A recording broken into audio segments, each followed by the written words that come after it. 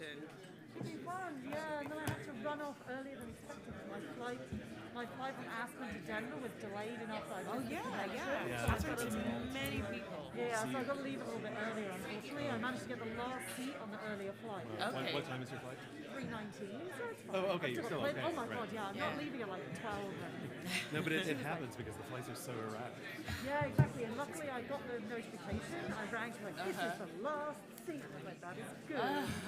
Because otherwise, who knows how long Tomorrow? you're stuck in Aspen for, right? I mean, there could be worse places to be It's true. stuck in. That's true, but But yeah, it's still annoying. When you have stuff to do the next day, like, Yeah. I just fly to Denver and drive because Oh, yeah. I like Yeah. to drive for one thing, but also then don't worry about it. Yeah, Yeah, no, that's makes right. sense. It's a good idea. if I liked driving on the right-hand side of the road, I would consider it. Oh, right. I don't Oh, like you don't drive on the.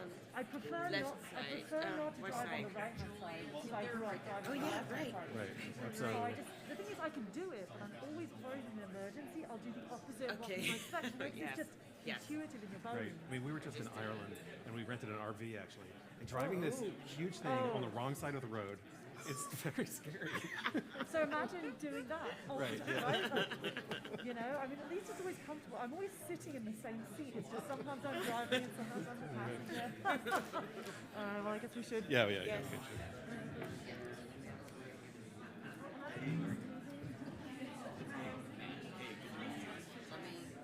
And hello.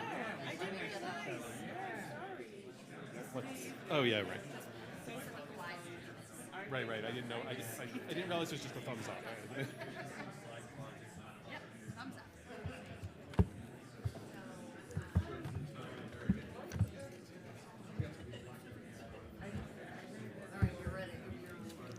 We're good to go?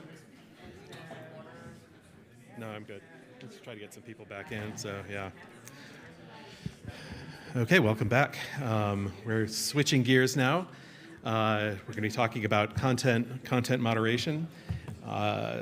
So the questions are: what content should platforms keep up? What should they take down? Who should set the rules? Preventing dangerous misinformation from proliferating is an important goal for an informed population, but efforts by governments to do so conflict with commitments to free speech and beg the question of who gets to define misinformation. Furthermore, if government is involved, how does society ensure that the deciders don't abuse their powers? We see these issues everywhere in content moderation. Political pressures right now for Google to allow campaign ads to avoid spam filters because we all want more campaign ads in our email. DHS had a disinformation governance board. In April, President Obama said that social media needed more content oversight and regulation in order to protect democracy. Senator Josh Hawley introduced legislation to ban certain activities, and of course he's one of many politicians and other people to intentionally misinterpret the First Amendment to falsely imply that it obligates companies to host his views. And not to be too US-centric and to make our Canadian panelists feel more at home, Canada just passed a law requiring more local content on digital platforms and created a digital safety commissioner. So we're going to talk about all of these things. Let me give very, very short bios, introductions, and then we'll go right to the discussion. First, we have Stuart Brotman, who is the Howard Distinguished Endowed Professor of Media Management and Law and the Boone Professor of Journalism and Electronic Media at the University of Tennessee at Knoxville. He's served 4 presidential administrations in both parties. Julie Owano, who is the Executive Director of Internet Without Borders and Stanford's Content Policy and Society Lab, as well as a member of the Facebook Oversight Board. She's an expert in digital rights and international technology law and an advocate for business and human rights principles in tech. Matt Peralt is Director of the Center on Technology Policy at UNC Chapel Hill, and he previously served as Director of Duke's Center on Science and Technology Policy, and before that was Director of Public Policy at Facebook. We have Heidi Tworek, who is Canada Research Chair and Associate Professor at the University of British Columbia School of Public Policy and Global Affairs and History. And she's also a Senior Fellow at the Center for International Governance Innovation and a Non-Resident Fellow at the German Marshall Fund. And Kat Walsh, who is General Counsel, Creative Commons. She has a nearly 20-year history in the free and open culture movements, including many years on the boards of the Wikimedia Foundation and the Free Software Foundation. Now, I'd like to start with, if I could, with Matt, because you had an interesting article just a few weeks ago on how the Dobbs' decision caused Democrats and Republicans to switch sides on various aspects of content moderation, and sort of discussed kind of the ebbs and flows of how this debate has changed. So give us a little bit of the history, and then talk a little bit about this recent article, because it sort of reveals a lot about the politics of it. Yeah, thanks so much, and thanks so much for including me in this conversation. This is such a wonderful event, and it's so nice to be back here. When I started at Facebook in 2010, that was the internet freedom era. Hillary Clinton gave a speech in 2010 and 2011 about the importance of promoting a free and open internet. When I walked into our office in 2016 in the wake of the presidential election and had a conversation with a colleague where he said, "Oh my God, I think there was false information on Facebook that contributed to this result," and that's, I think, debatable whether it did or did not. But that was the conversation that we were having in the office the day after the election. I thought this period that we had from 2010 to 2016 feels like it is now over. It feels like there is a new moment that's starting. And from that moment on, there was a very different tenor about the tech sector and about the right regulatory environment for the tech sector. In the wake of the Dobbs decision, I feel like we're there again. I don't exactly know what this future will entail, but I do think it's going to be a very different era. And I think it will be primarily defined by a new type of balkanization. So the balkanization that Hillary Clinton discussed in 2011, 2010, and that I think is sort of the narrative around balkanization in this conference so far, actually, for the most part, is still about balkanization vis-a-vis China or vis-a-vis India or vis-a-vis Europe, potentially, where the fragmentation of the internet that is concerning for those of us who think the free flow of information across borders is the right way to think about tech policy, the biggest threat is outside of our borders. I think that's unlikely to be the case going forward. The balkanization that will be most important to tech policy will be within our borders. So if you talk to Steve at NetChoice, for instance, over the last couple of days, he knows this well in leading litigation in Texas and Florida against one permutation of what a balkanized internet might look like. In the wake of Dobbs, I think the contest that we will face over issues of privacy, over issues of content, will become more acute because it becomes more of a zero-sum analysis. One state might prohibit a platform from providing data in response to a law enforcement request, while another state requires the platform to provide that exact same data. The same thing, I think, will be true on the content side. Some states will prohibit platforms from hosting certain information, and other states will require them to keep it up. The article that I wrote in Lawfare was about how this outcome-driven approach, I think, to content policy has resulted in policy and the parties sort of shifting their approaches already, where we're seeing Democrats who are more concerned about harmful content in the wake of the 2016 election now being more concerned about censorship, Republicans who are considering who have been passing and initiating common carrier type provisions are now thinking about abortion-related content as harmful content where they're seeking its removal. I don't think that outcome-driven approach will serve us well over the long run, and I'm really deeply concerned about the fragmentation that we're seeing at the state level. Heidi, you've gone back even further in time, talking about media and media control. You have a fascinating and terrifying book about media control of the Weimar Republic, and then an Atlantic article talking about what the implications for today might be. Could you tell us a little bit about that? Yeah, sure. So let me first go back to exactly the same moment that Matt was talking about. So in that moment of 2010, 2011, there's the Arab Spring, there's that kind of utopian vision of what the internet can bring. And at that exact moment, I was beginning my work on how Germans try to use wireless and radio to control world communication. So I found myself a complete dissonance with that utopian moment and thought to myself, well, the dystopian moment will come. And indeed, we waited about 5-6 years and then it arrived. Well, why did this history help me to predict that future? Why did the present, in essence, catch up with history? I think it's because actually there's a huge amount about what is happening in terms of regulation, et cetera, and that has a whole host of precedents that I think are at least helpful in provoking us in how we think.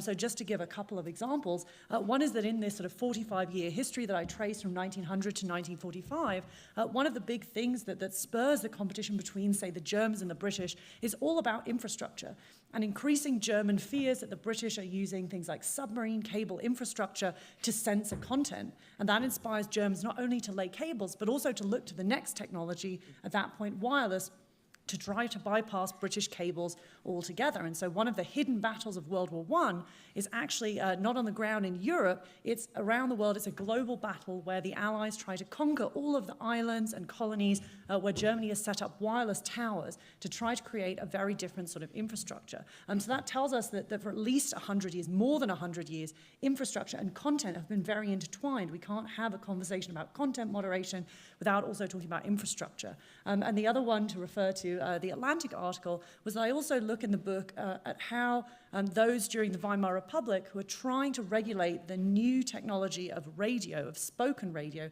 how they try to think about that and how they try deeply to preserve democracy. But in their vision, part of what they're trying to do is to have state supervision of content. And this is really done by people who believe they're doing it to protect democracy. And yet, sadly, in the long run, in the 10 to 15-year perspective, what that ends up doing is that when the Nazis come to power, the one type of media that they immediately have control over is radio, because state supervision has been baked into this system. And so I think it inspires us to think in this longer 10 to 15-year framework about what are the types of regulation that make sense, and which ones potentially in the 10 to 15-year time frame could we come to regret. And just one final thing I'll say, just to briefly, is that I was on the Canadian Expert Advisory Committee, which was actually looking into these questions of regulation. So Canada doesn't yet have a digital safety commissioner because there was a technical paper last year that proposed it, a lot of outcry from civil society about various aspects of it. So the Canadian government is rethinking, and I was part of an expert advisory group rethinking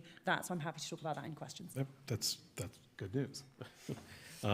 Yeah, no, thanks for that. I mean, every time now when I hear somebody saying that we need to do X, Y, or Z to protect democracy, I think back to Heidi's book, and I mean, I know that it's Godwin's law that the first person who invokes the Nazis has lost an argument. Except in this case, it's really, it's scary. So let's, Stuart, let's move on to you now, because your specialty is First Amendment, and especially in things that you've been writing recently, the sense is that you don't think people understand it. I don't want to put words in your mouth, but that people don't really understand it sufficiently, and we're forgetting about it, let's say. Well, I don't think we have a First Amendment, or at least a free speech culture. I mean, we talk a lot about it, but when you scratch the surface and you look at all of the survey data shows us that a very small proportion of people, generally in the United States at least, do not really understand the First Amendment. Obviously, the First Amendment is a government, or is a prohibition on the government infringing upon freedom of speech and freedom of the press. There are many issues that emanate from that. There are values that we have that come from those constitutional provisions which are not directly related to government. Obviously, when we're talking about content moderation typically is performed by private actors and not by the government. So it doesn't necessarily raise First Amendment issues, but it does raise free speech issues based on the values. So the question, I mean, many people always say, well, we need better civics education. That kids in school now, when we were going to school, we essentially learned about the Constitution, we learned about the First Amendment, and sadly those days are gone. We are not going to reinstate civics education in the United States in a major way for a variety of reasons, including teacher training, including budgets, a variety of things. So the question is, what can we as a society begin to do to think about instilling more of a First Amendment free speech culture? And I think as the bedrock, at least getting people to know these 45 words of the First Amendment and to recognize that it protects speech because it prohibits government from getting involved in speech regulation and press as well. And of course, the First Amendment includes provisions related to freedom of religion and freedom of petitioning the government and freedom of assembly. So the so-called 5 freedoms. Just to give you a little data point, based on the survey data that's been done, about 18% of people in the country can name one of those 5 freedoms. And so that's a pretty small number of people, and the number tends to be stable or declining. So let me give you a couple of quick examples. I would have thought more than 18% are lawyers. Well, of course, that's right. Absolutely.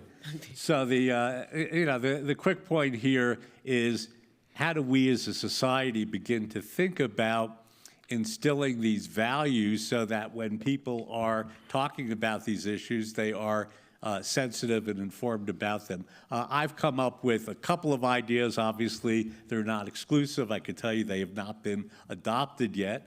But maybe over time, when we begin to discuss them and try to think of creative ways to get people more sensitized. Obviously, there are two key groups here. There are us, we're all grown up now, and then there are kids and people who are emerging through the educational system, and so you need to sort of reach them where they are. I've done a couple of pieces recently. One is about sporting events. As you know, when we go to a football game or a basketball game or a baseball game, we all rise for the Star-Spangled Banner. And some people put their hats or put their hands over their hearts. So the idea is, what if we had on the Jumbotron, right before the Star-Spangled Banner, the announcer says, please rise, so we can recite the First Amendment and sing the Star-Spangled Banner. And all of a sudden, we would have those 45 words on the screen, and we would have tens of thousands, in some cases, many more than that, reciting it at the same time. And of course, that would be televised and streamed and everything else. So we would have this massive educational program going on in this country just based on sports. And you can bring that out, obviously, at the professional sports level, but certainly you could bring it out at the NCAA level as well. So now we're talking about some really big numbers in terms of this massive campaign, without saying, yes, we don't have civics and we're going to have to reform the curriculum. Another quick example, movies, movie theaters. So I don't know how many of you have come back to the movies or movie theaters after COVID. I go to the movies quite a lot. And if you've noticed in the movies now, the period before the movie is a lot longer. They are selling more commercials, and now there's typically that period before the previews start, and sometimes even when the previews are going, there are some commercials in the previews. Anyone see the Top Gun Maverick movie this year? Okay. And does anyone remember Tom Cruise coming on before the Top Gun movie, essentially saying, welcome to the theater, and we're really glad that you came. And that was very interesting and potentially could be quite powerful. So here's the application of what I've just told you to the movie theaters. Again, what if we had, before those coming attractions, before the commercials, or maybe even in between the coming attraction, what if we had those 45 words flashed on the screen? The First Amendment. And that's really critical, because everyone in the audience would understand that part of the reason they're there is that government essentially is not controlling what they could be watching on the screen. So that would be a very powerful lesson that essentially anyone who goes to a movie theater could have. We could require them to say it. Well, I'm not sure we could require them to say it, but there are, obviously there are trade associations, National Association of Theater Owners, MPA, which obviously is part of this conference. So, and of course, the studios themselves could do this. So it could be done. Getting back to the Tom Cruise example, instead of having words flash on the screen, what if Tom Cruise comes on before the movie? What if Clint Eastwood comes on before the movie? What if Tom Hanks comes? And you can fill in the blank who you want to see, and you could have, obviously, a wide variety of people who may be associated with different political viewpoints. But the notion is, all of a sudden, you could have someone say, welcome to the theater. One of the great benefits of us being here, you being able to watch this movie, is the fact that we have the First Amendment. And again, I think we could have a massive educational campaign without calling it education, and certainly making it more embedded in our culture. And when we do that with sports and movies, boy, we could do a real lot there. Julie, you've engaged in these issues in all different kinds of settings. I mean, dealing with the disinformation aspects of it, dealing with governments being the ones promoting the disinformation, cutting off other people, and then, of course, in the Facebook Oversight Board, having a framework for thinking about these questions. How do you come at it when trying to balance all of these issues, since you have actually seen this happen in real life, people dealing with this? Yes, that's, first of all, thank you very much. I'm very happy to be back and see so many familiar faces and friends. Before I give you, the answer to how basically I'm thinking and how me and my colleagues are thinking about balancing all this sometimes seemingly conflicting interrogations, I want to remind probably how much probably we're in an anomaly, historically a normal situation where we are basically, when I say we, as a society, we are, for instance, some are very happy that a billionaire, will save the First Amendment on a very famous social media platform, or some are asking more government interventions in defining what should be or not on platform, including when it comes to issues related to a pandemic. This is quite abnormal because usually in democratic societies, we always thought about, okay, we should never let a monopoly of our rights in the hands of one individual, one group, one government body. And I fear that losing that notion, because faced with the urgency, of course, of dealing with those very real problems, is probably creating even more problems than bringing in solutions. And on that, I completely agree with the assessment that was shared by my colleagues here. But that doesn't mean we don't need government intervention, if that, to go back to the question of the panel. But what type of government intervention? Not necessarily in the nitty-gritty details of the content. I don't think that's where the government or anyone's action actually should be interesting, but probably refocusing the conversation on what are the principles and values that we care about, no matter the content, I almost want to say. And that probably, that conversation could help us much better define where the limits are. Even when we talk about the First Amendment, I studied law in France, and we always have this preconceived idea that in the United States, you can say anything, and it's kind of the Wild West.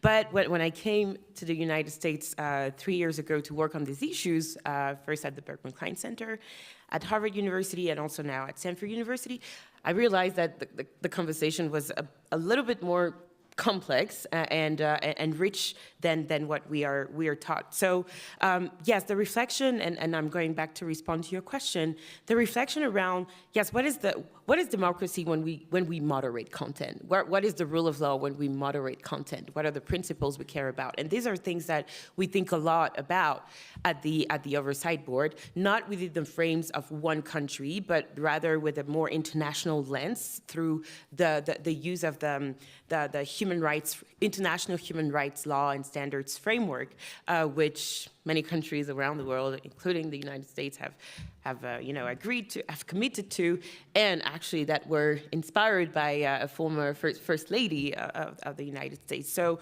and some of these principles are around transparency. When you talk specifically about government intervention in content moderation, one of the very important things that we told to Meta at the Oversight Board in one of the decisions that we worked on, which was related to events that happened in Jerusalem a year and a half ago now, we told the company that it should be more upfront and more transparent on government requests for content taken down, not based on a national law that has been violated, but based on the company's own rules. That information wasn't public until now, which is extremely worrying because when we were preparing the panel, you did mention some government initiatives, including the United States, to fight against disinformation. So it's I think, from a democratic perspective, it's always important to be very upfront and transparent about those issues. But beyond that, there's also the issue of even when being a government official, and that's something we discussed a lot, of course, during our deliberations related to the case of former President Donald Trump, even when you are a government official, even when you are, I would say even more when you are government official with a lot of reach, and your words are being respected or taken very seriously by people who read them, it makes it, well, there is even more responsibility on the part of governments to manage that speech in a responsible way. And yes, I'll stop there. But broadly, these are the reflections that we're trying to have to elevate a little bit from the content itself to a more systemic approach to what are the principles and values that we care about when we talk about moderation. Well, let me push you a little bit on it, because I mean, you say that that government should be involved in some way, but that I think that the examples that you've seen that are most effective are private initiatives like the Facebook Oversight Board. And if there is a way for the government to be involved, how do you ever overcome the problem that politicians have very strong interest in their views being the ones that are promoted? I mean, we don't. How do we get around that? That's the importance of having some sort of systems of checks and balances. One example of attempt. I think one interesting example of attempt to do that, to reflect on that, is the European Union Digital Services Act. Now, don't get me wrong, there's a lot that is very problematic. For instance, how do you define, so the regulation, which has been and is likely to be finally adopted in the coming weeks by the Commission, well, one of the key principles from this regulation will be that companies will have to assess the systemic risk posed by their services or products on the European society. What is a systemic risk? I'm sure a systemic risk for a regime like Poland, for instance, could be women having the choice of, their body. Or a systemic risk for the Hungarian regime could be people being allowed to speak more freely. We know that the country has been struggling with freedom of expression and opinion recently. Although there are some limitations with the Digital Services Act, I think there are some interesting reflections. For instance, the questions of assessing the companies having to assess before launching products or even while the products and services are running, having the responsibility to assess and to publicize whether or not there is potential risk for a different set of issues. That's one thing. Another very interesting aspect of the Digital Services Act is around transparency, and specifically transparency towards society, and specifically how much of an impact do these tools actually have on our lives, on mental health of teenagers, for instance, or on democratic processes. And one of the provisions that will allow that is the possibility for external researchers, so external researchers to the companies, to vetted researchers from different university and educational institutions to access some of the data owned by the companies currently, and that give a better understanding of this potential impact. Another very interesting provision that will come out of the Digital Services Act is the obligation for companies to have some alternative dispute resolution mechanism, which is a very, very strong call for, the right to appeal. If your content is being taken down and you don't disagree, the story shouldn't end there, because there's certainly, the story is certainly more complex than what it seems. Well, that will be now an obligation within the European Union. But of course, what is interesting when it comes to technology is that sometimes the industry is well advanced compared to the response of governments. And I think that dialogue between the industry practice, the kind of democratic and rule of law framework that governments want to try to impose is interesting, provided that it doesn't happen behind closed doors. And when I mean behind closed doors is, government summoning XYZ CEO and going in a room and discussing, we want you to do that, and then that becomes implemented, and eventually it becomes a law. That's very worrying, and that's where civil society organizations play a crucial role, because many of the problems that we're talking about today, well, we didn't wait for industry to surface, and we didn't wait for governments to suddenly realize that it was urgent. Many have been trying to sound the alarm and have been trying to develop solutions. So it's not one size fits all response. It's a mix of considerations to keep in mind whenever trying to think about systemically. I think that the answer is thinking about systemically, not thinking about, okay, what do I disagree with today and what do I want to enforce today? And it might change tomorrow if the government changes as well. Thank you. Kat, you've been involved in content moderation before it was cool, with Wikipedia and so on. What's your sense as to how this issue has changed? I mean, Wikipedia has a long history of trying to figure out what's right and what's wrong and what to keep up and what to keep down. Tell us a little bit about that process and how you've seen this debate kind of change over time. Sure. So I've been involved with the Wikimedia Foundation and the Wikipedia project in some way since 2004 or so, when the only people who were using it were probably people who found out about it through Slashdot or, maybe a small item in some technical newsletter. But content moderation has been baked into the site operation in some way, basically since the beginning. It was trust and safety before anybody used the term trust and safety. Wikipedia was actually not the first iteration of the site. The first iteration was a site called Newpedia. It had a group of expert editors that would review every entry. It might take a little bit of public input, but it was really meant to be a very heavily moderated site with expert advice on all these topics.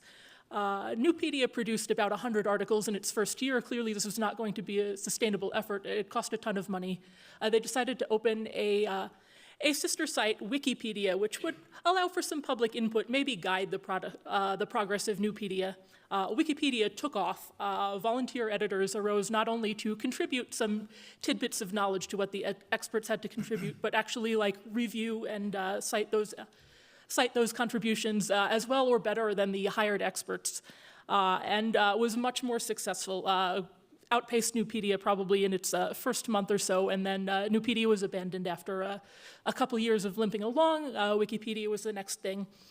Wikipedia's guiding principle has been verifiability, not truth. Everybody would like truth, but how do you get to truth? How do you know the truth? You know the truth from what you can observe about the world, what other people have said about the world. You can come to some sort of conclusion by evaluating all the available sources and seeing what you can say about the world or what you can prove about the world from everything you have. And this was initially an effort that nobody paid a lot of attention to. You probably saw it from Slashdot. There were a couple hundred editors who were involved in making the site what it was. But it was not the target of a lot of disinformation campaigns, a lot of efforts to influence it, just because it was not very influential in the world. When anybody deigned to pay attention to it, the former editor-in-chief of the Encyclopedia Britannica famously compared it to a public toilet. You might use it if you had to, but you wouldn't really trust that it would be something that you would want to use. There was a lot of mileage gotten out of that statement. And misinformation was really targeting the institutions. If you were trying to undermine an institution, Wikipedia was not an institution. It was just a nerdy project that a couple of people who read Slashdot were working on. So when I started getting involved in the project, Wikipedia had no staff. When I joined the board, it had 3 staff who were involved in fundraising and keeping the office lights on. by the time that and it was not even ranked on the most popular sites. By the time that I left my board seat in 2013, it was in the top 10 sites globally. It was widely cited, widely used in education. Suddenly it was something worth paying attention to. I used to give speeches, and I would ask people who had heard of it. Only a few people had raised their hands, and then I would, and eventually I would not ask people who had heard of it. Everybody had heard of it. It would be like, who had used it? Like, and so it became a more attractive target. And one of the things that made it an attractive target was that anybody can contribute. Not everybody's contributions will be kept, but everybody has the possibility. It does not ask for any verification of your identity. Anybody who can come on and provide some sort of backup for what they have to say can contribute. Does this mean that people do try to influence their own articles, things that they care about in ways that are false? Like, of course it does. But it turns out that the things that get a lot of attention in the world are also the things that get a lot of attention by the people who want to edit the site, by the people who care about how that information is represented. There's some sort of natural way that the moderation scales to meet the demands put on it. But as misinformation has gotten more sophisticated, the tools have gotten a lot more sophisticated as well, because it just, the moderation can only scale if there are tools available to think about the more sophisticated techniques that people are using. But the tools are never the final line of judgment. Nobody has ever banned based on the tools. It is all human effort, and that human effort is the accretion of 20 years of rules trying to figure out how can we determine what is true and what is false, how can we determine what is trustworthy and what isn't. And this is the most complex, multi-layered, and also very transparent system for determining what is true, what is reliable that I have seen. And perhaps it is because so many of the other systems where people are determining what is true and what is false are not transparent, they're opaque, they're kept within the companies. Wikipedia is you can see it, you can influence it. If you think you have a better way, you can develop it. But everything has been developed by that community. Even the foundation staff are there to enable the community to do what they do. And as things have gotten more sophisticated, the Wikimedia Foundation has worked with governments, has worked with other platforms to try and help combat some of those threats, but it has always come from the motivation of the community themselves that care about the accurate representation of the world, and as such has always been fiercely independent of attempts for governments to influence it. The Wikipedia community thinks that it does it better. We have lots of questions coming in, and I have lots more questions, but also the panelists you all should feel free to respond to each other if there are things that you want to say. Just let me know. And another quickly, Baron Soko was the very first person to use his name in the question, but I'm not just going to ask this question, but Baron, develop it a little more, and I promise you I will ask it as the reward for being the first person to use the actual name. But let's take these questions that are kind of at the top here and very similar. If government coerces private platforms to remove user content, isn't it the government who's violating the First Amendment? And doesn't the close coordination between the federal government and social media platforms regarding disinformation raise substantial First Amendment concerns? This sounds like a Stewart. Yeah, it is. Well, all roads are leading to the Supreme Court. And so, these issues ultimately, I think, at least in the United States, will be resolved by the Supreme Court, or may be resolved. So let me just tell you about the train moving ahead towards the Supreme Court station. So many of you may be aware there are two state laws, one in Texas, one in Florida, which essentially tell social media platforms that you cannot discriminate based on viewpoint, which is a classic prohibition for the government, but now the government is telling private sector actors you cannot discriminate, and so therefore you need to carry all political candidates, you need to carry all political viewpoints. That has been challenged both in Texas and in Florida, and I'll just give you a little update in terms of where we are procedurally. So in Florida, which is controlled by the 11th Circuit Court of Appeals, federal court. The 11th Circuit upheld an injunction which essentially prohibits the enforcement of that law in Florida.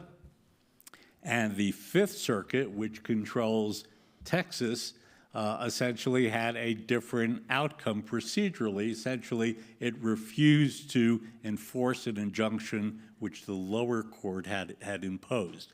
That case has gone to the Supreme Court in something called the shadow docket or the emergency docket, where the Supreme Court essentially looks at the procedural aspects, but is not necessarily ruling on the substantive merits of it.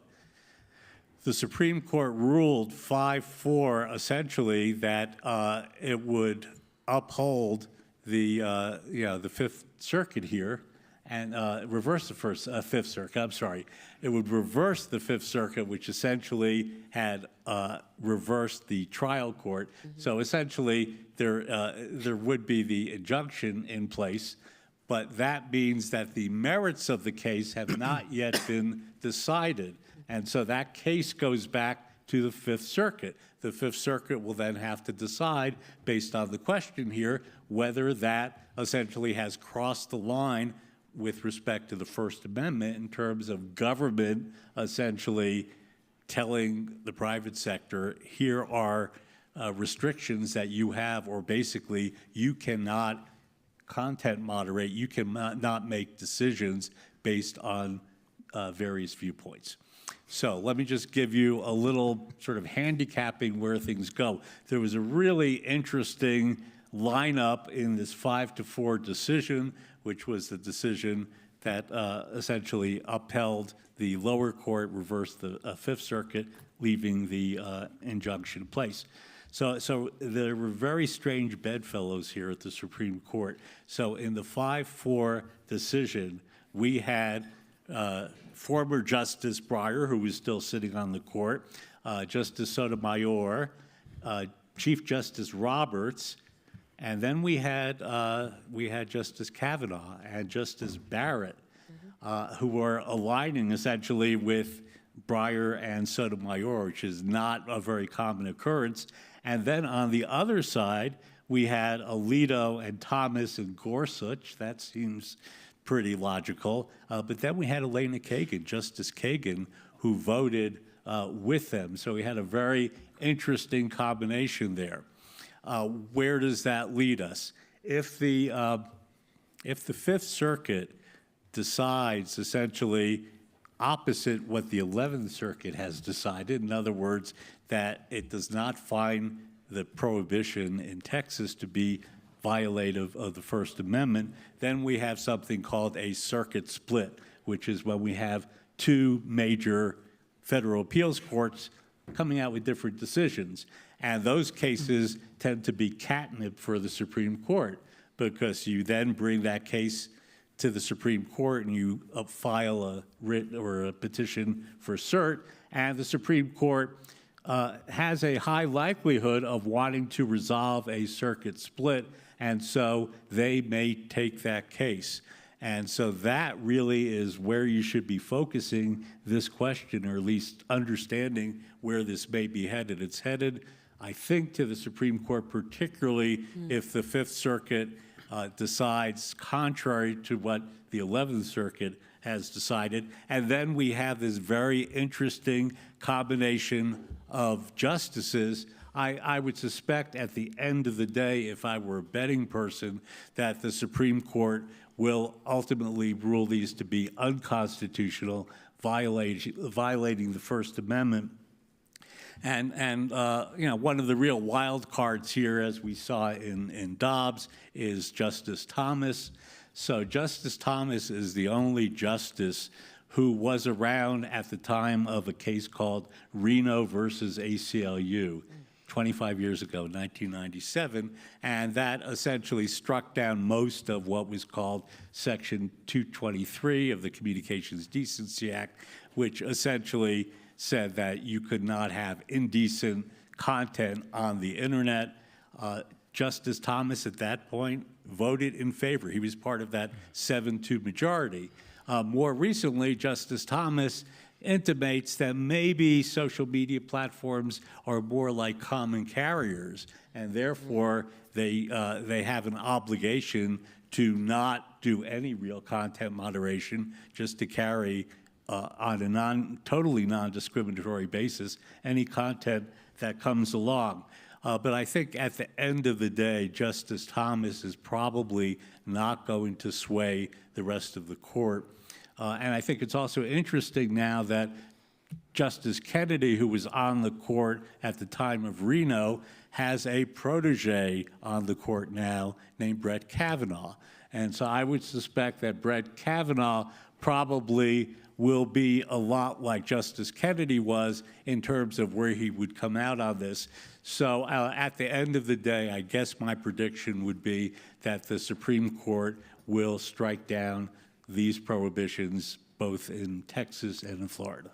I think there's one really interesting. Is that okay? Yes, please. Yeah, I think there's one really interesting word in the framing of the question. And the question is if government coerces private platforms. So they can do that in a variety of different ways. So Stuart has been talking, I think, quite accurately about coercion through a law that's passed.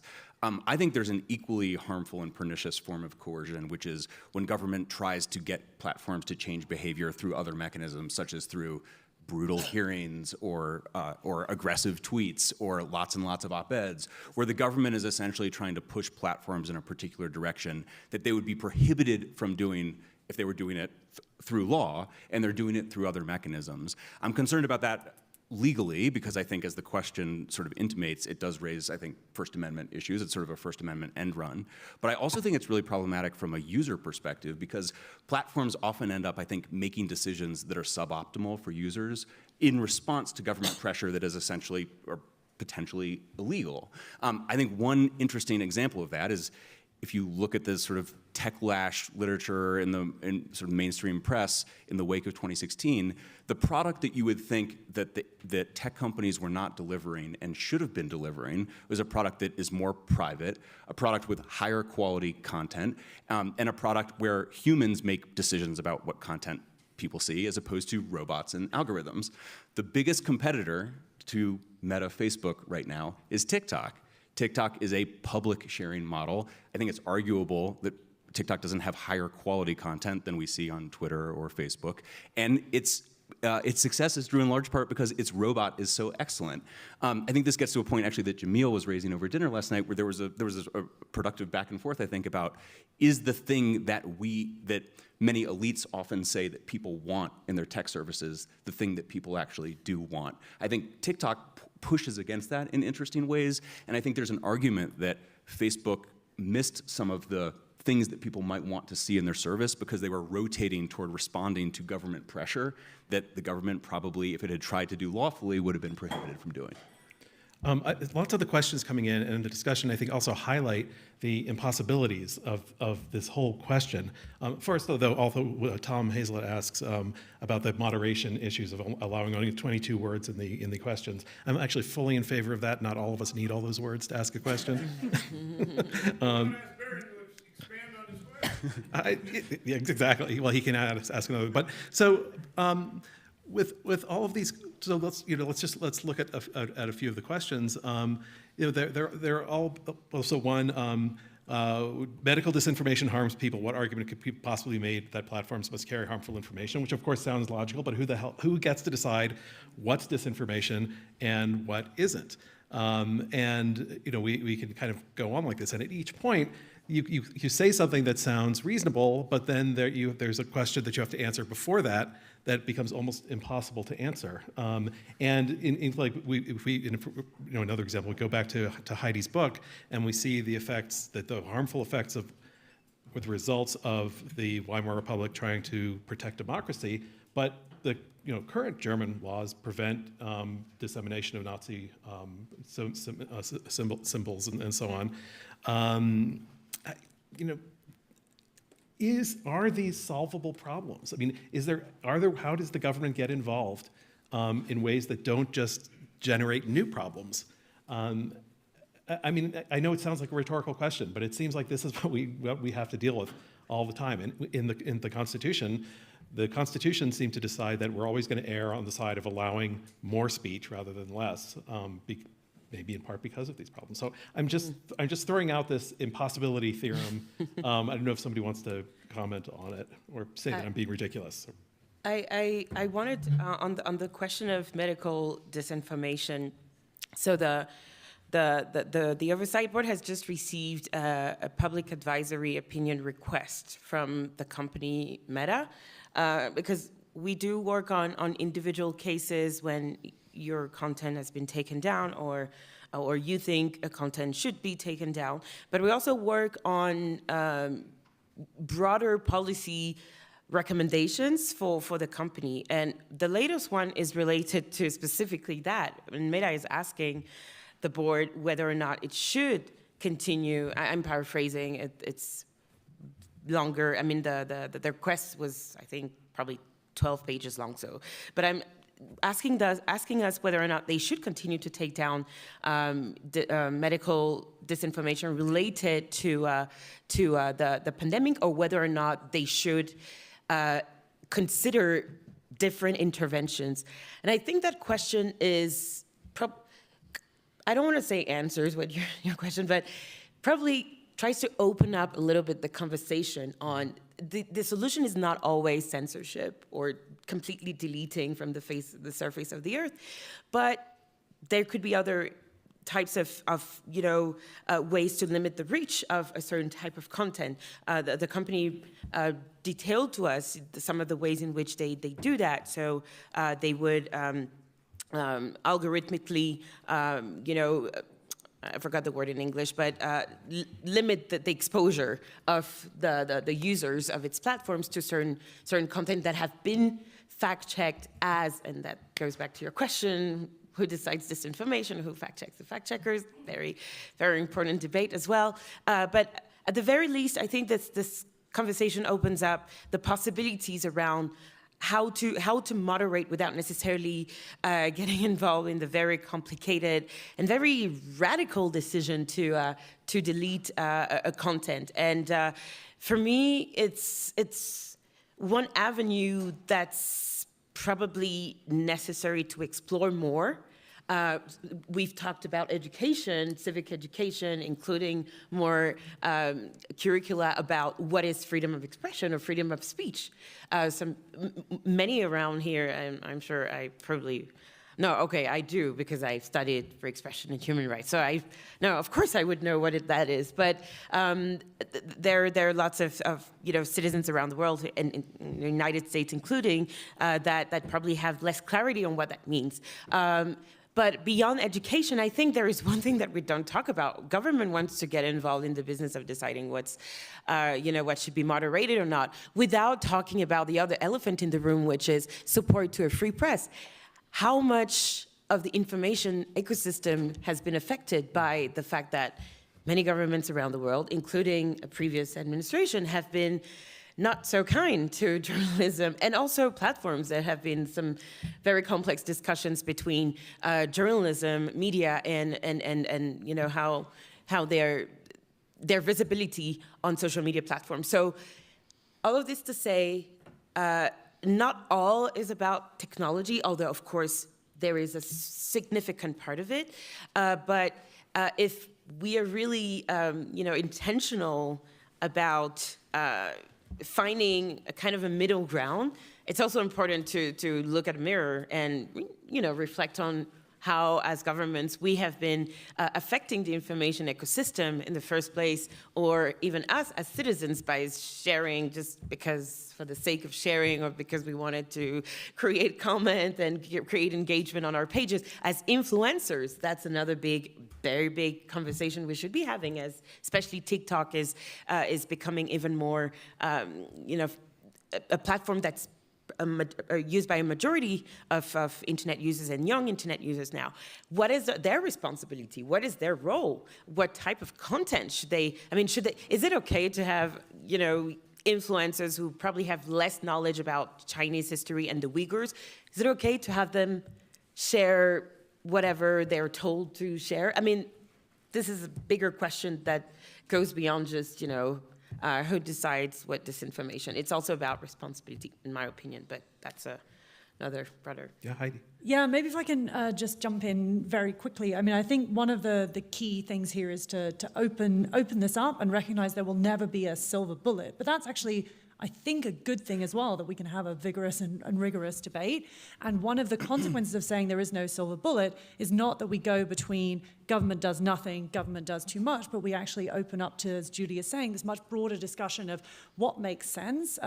Does it make sense to think about systems and processes? Does it make sense to think about transparency? Does it make sense to think about what makes for a civic internet or a public interest internet, that bigger and deeper question of why is there only one Wikipedia and then the Internet Archive and not a whole host of these sort of civic types of public interest companies working on the internet? And those are all, I think, bigger and broader questions, which are also very useful in trying to get us beyond this debate where all we're saying is, should something stay up or should it come down? And that doesn't reflect the complexity of the online environment. And I'll give just one final example that relates to medical disinformation, because I've spent a whole host of time in the last couple of years thinking about communications during COVID.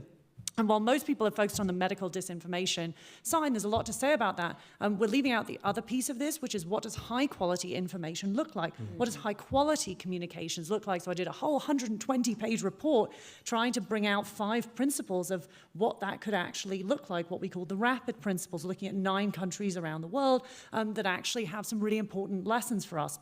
And one final thing I'll say about that is that one of the big problems is the question of who's providing high-quality information. And one of the really disturbing things we've seen over the last couple of years is the huge amount of online abuse and harassment of those who are trying to provide high-quality information, whether it is journalists who say when they're on the COVID beat, they are just continually getting huge amounts of death threats, rape threats, you name it. They cover City Hall, it all goes away. The same is true for the scientists who are talking about this, et cetera, et cetera. And so we have a problem where those who are trying to provide high quality information are driven from those spaces. And I know because I've interviewed a bunch of them, they don't want to be there anymore because the online abuse and harassment is so high. And I think just asking these questions in different ways, it just gets us out of this trap we've gotten ourselves into, as if the only thing we can do is leave up, or take down. There are lots of other really important issues that we can actually grapple with that I think will be a bit more productive and maybe also get to the point that Matt was making, gets us beyond this, suddenly a new issue comes up and political parties are flipping. Let's ask these questions in a different way, and I think we can get into a more productive space. Yeah. I'm going to jump off of that. Also, I think it's very tempting when you see a harm to want to make a regulation that reduces the level of that harm to zero. And in fact, a lot of regulations that would not reduce that harm to zero are criticized as not being good enough, not solving the problem. But a lot of them do not take into account what would be lost by what do you have to give up to bring that harm to zero. For example, completely shutting down medical disinformation would probably make it extremely disincentivized for anyone to allow any kind of medical information on the sites. And we know that communities around sharing medical information have been particularly valuable around the areas where there is not a lot of research, not a lot of information being shared. My mother suffered from a rare form of cancer, and pretty much the only place she could get information was from a mailing list with other people who suffered that, kind of sharing the resources that they got. We have people talking about, for example, gender identity and sexual orientation who don't know where they can get information, or they're discussing issues that the mainstream can't publish. And if you can't publish medical information of any kind, those people are not going to get the support that they need. So how do you regulate to minimize the harm rather than reduce it? I like Section 230 gets maligned a lot, but if you've seen the Jeff Koseff's book, The 26 Words That Created the Internet, I think that is actually true in aligning the incentives a lot more for people to be able to intervene to take down things that are harmful, but still not be liable for every piece of misinformation that comes up. Let me ask sort of the two kind of related questions that are from here. Richard Bennett, I'm going to change this a little bit, but basically, platforms have their own First Amendment rights. Why does government have any business being involved in it in the first place? Sorry, I'm putting words in your mouth, Richard, a little bit. Apologize for that. And the other is there any validity to Justice Thomas's view that social media platforms are common carriers? And if they are common carriers, does that affect this previous statement about they have their own rights and they can do whatever they want? Well, there's no legislative history regarding the treatment of the internet as a common carriage. It's certainly in the area of communications, we have extensive legislative history in the Communications Act. Obviously, we have Title II in the Communications Act that sets up a whole common carrier regime. We do not have any legislative history in the CDA, which of course amended the Communications Act in 1996. So in terms of Thomas's viewpoint, he would have to go back presumably to some legislative history or some legal principles as opposed to a political philosophy. As we know, the Supreme Court is not necessarily bound by that, and we've seen in the Dobbs decision, for example, that we have now Supreme Court justices who will have deeply held political beliefs that they just want to incorporate in a Supreme Court decision. So it may be valid for Justice Thomas to do that because he has a lifetime appointment and because the court has decided that that's what they want to do.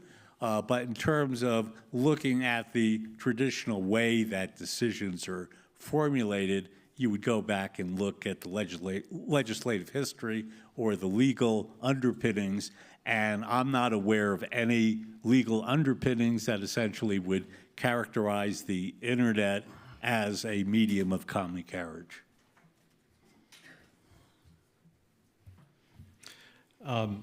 Let's finish up by asking another impossible question. I guess I'll start with Matt, since in your article you said, you concluded by saying policymakers should consider reforms that will bolster the health of online information ecosystems over the long run. Like?